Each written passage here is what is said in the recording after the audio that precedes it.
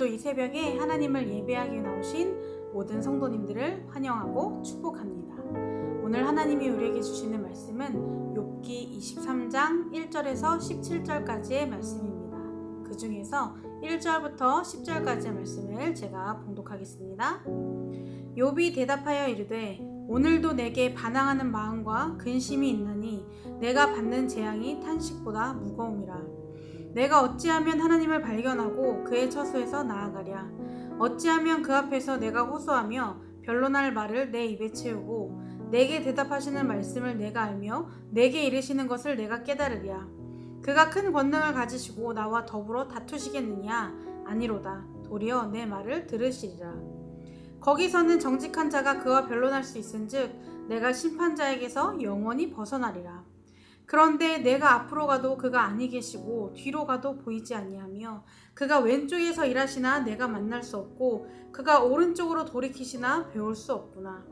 그러나 내가 가는 길을 그가 아시나니 그가 나를 단련하신 후에는 내가 순금같이 되어 나오리라.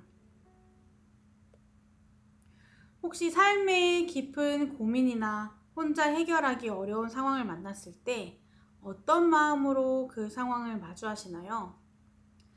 저는 뭔가 어려운 일이 생겼을 때, 중요한 결정을 해야 할 때, 또 문제의 답을 도저히 모르겠을 때, 나는 앞으로 어떻게 해야 될까 이런 깊은 고민에 빠질 때 가끔 이런 생각을 했습니다. 하나님 보고 싶다. 하나님을 직접 만나서 대화하고 싶다. 그러면 내가 이 상황에 대한 하나님의 뜻을 확실하게 알 수 있을 텐데. 하나님이 내가 갈 길을 보여주셨으면 좋겠다. 여기로 가라! 하고 이렇게 말씀하셨으면 좋겠다라는 이런 생각들을 많이 했었습니다. 그리고 사실 요즘도 가끔 이런 생각을 하곤 합니다. 혼자서 해결할 수 없는 문제들이 있을 때, 또 마음에 무거운 짐이 있을 때, 중요한 기로에 서 있을 때는 어김없이 이런 생각들이 떠오릅니다. 여러분들도 이런 생각을 해보신 적 있으신가요? 이런 생각이 드는 이유는 정말 어디로 가야 할지, 어떻게 해야 할지 모르는 그 답답한 가운데 오는 간절함 때문인 것 같습니다. 또 가끔은 이런 생각이 들기도 합니다. 감당하기 어려운 큰 문제로 마음이 너무 답답하고 그래서 이 문제를 놓고 기도하는데 기도하는 중에도 이 답답함이 사라지지 않고 여전할 때 계속 기도하는데도 변화가 없을 때 내 마음이 여전히 힘들 때 하나님 내 기도를 듣고 계신 걸까? 하나님 지금 어디 계시지? 나는 마음이 타들어가는데 너무 답답해 죽겠는데 하나님은 이런 내 마음을 아실까? 당장 나타나셔서 이 문제 좀 해결해 주셨으면 좋겠는데 도대체 어디에 계신 거지? 이런 생각이 들기도 합니다. 이런 생각이 들 땐 보이지 않는 하나님이 야속하기도 하고 어디에서도 느껴지지 않는 하나님으로 인해 마음이 힘겨워질 때도 있습니다. 그럼에도 우린 끝까지 하나님을 붙들고 나아가야 합니다. 왜냐하면 우리 눈에 보이지 않아도 우리가 느끼지 못해도 하나님은 여전히 우리와 함께 하시기 때문입니다.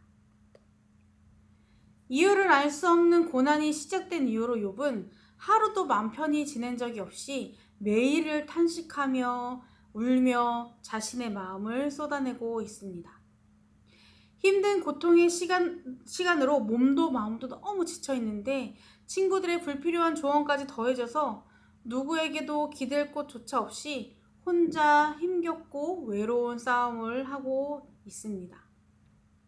그렇게 욥은 오늘도 자신의 심정을 말하고 있습니다. 그러면서 그 누구보다 하나님 앞으로 나아가기를 누구보다 간절히 하나님을 만나기를 바라고 있습니다. 본문 3절 말씀입니다. 내가 어찌하면 하나님을 발견하고 그의 처소에 나아가랴. 새번역 성경으로 한 번 더 읽어드리겠습니다. 그분이 계신 곳을 알 수만 있다면, 그분의 보좌까지 내가 이를 수만 있다면, 이 말씀을 통해 지금 욥의 마음이 얼마나 간절한지 느껴지시나요?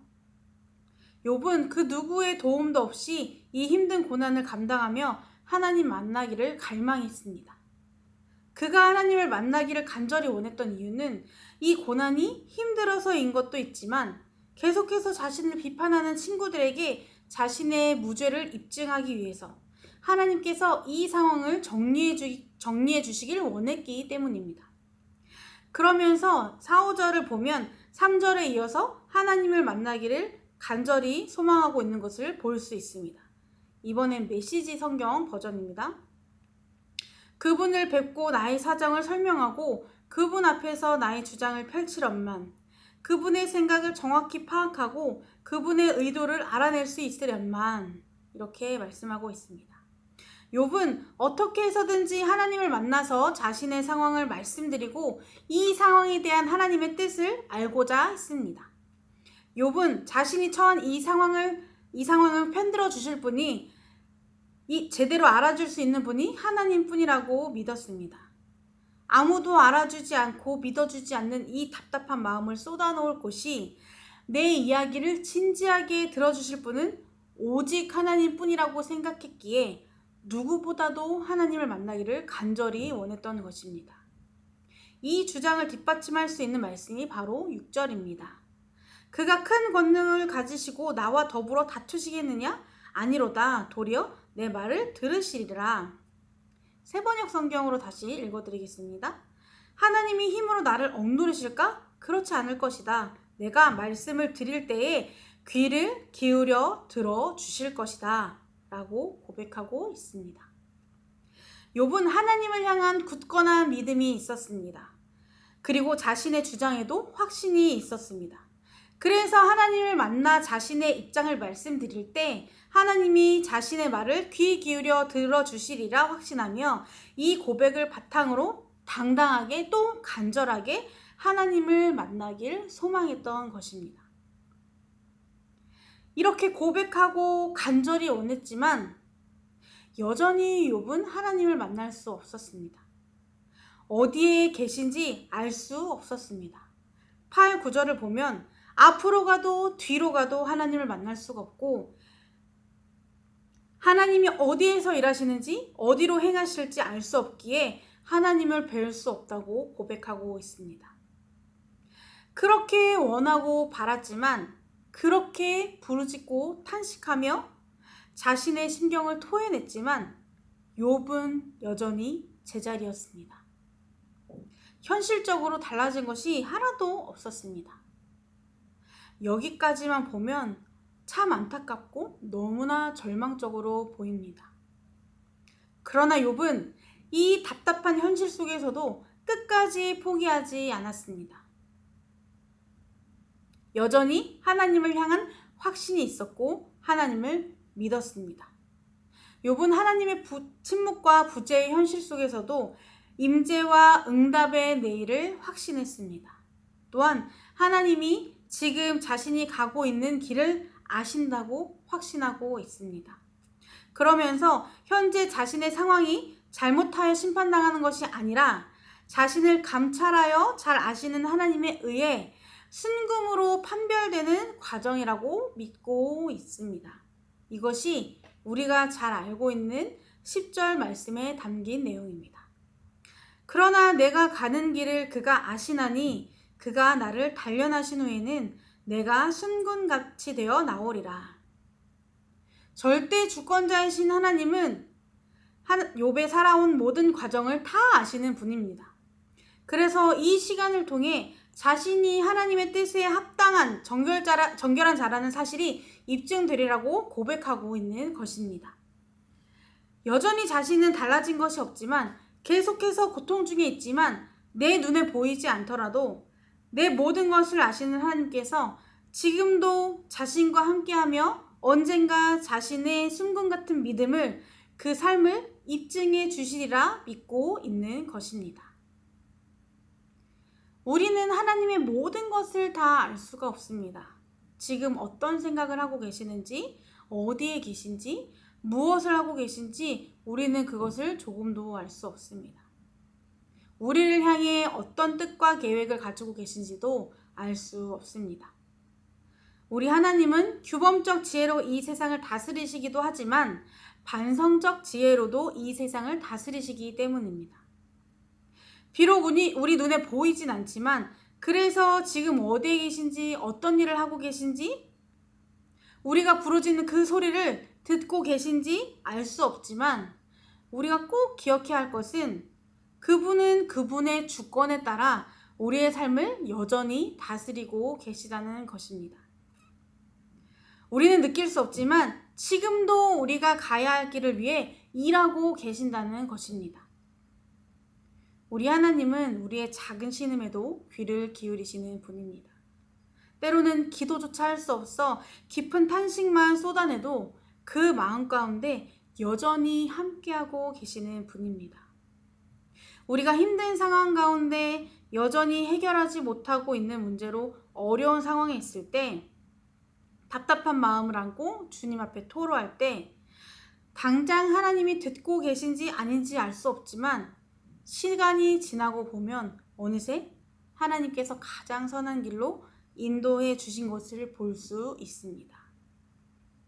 그래서 여전히 우리의 삶엔 소망이 있는 것입니다. 이 세상은 또 우리의 삶은 절대 주권자이신 하나님의 뜻대로 흘러갑니다. 그렇기 때문에 우리는 그분께 모든 것을 맡기고 그 뜻에 순종하며 살아가면 됩니다.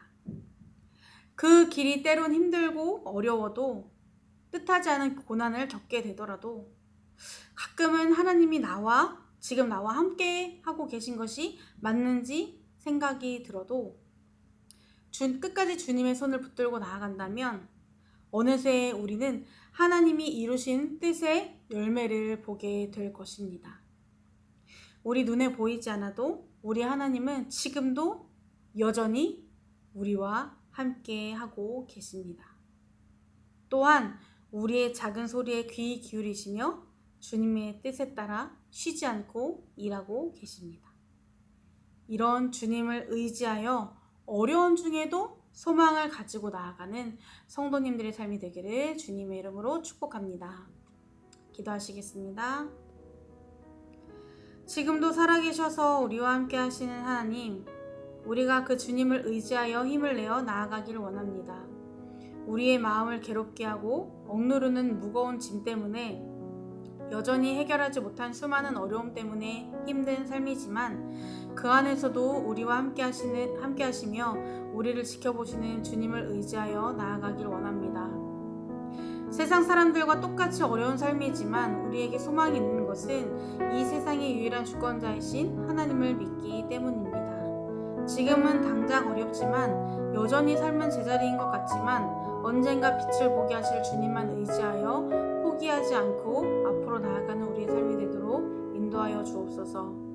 늘 같은 자리에서 우리를 지켜보시는 주님만 바라보며 소망을 가지고 나아가는 삶이 되게 하옵소서. 예수님의 이름으로 기도드립니다. 아멘. 이 시간 두 가지 기도 제목을 놓고 함께 기도하겠습니다. 첫 번째로, 보이지 않아도 여전히 우리와 함께 하시는 하나님을 더욱 신뢰하며 의지하는 삶이 되도록. 두 번째로, 여전히 해결되지 않은 어려움 앞에 무너지지 않고 다시 일어서게 하실 주님만 바라보며 나아가는 삶이 되도록 함께 기도하시겠습니다.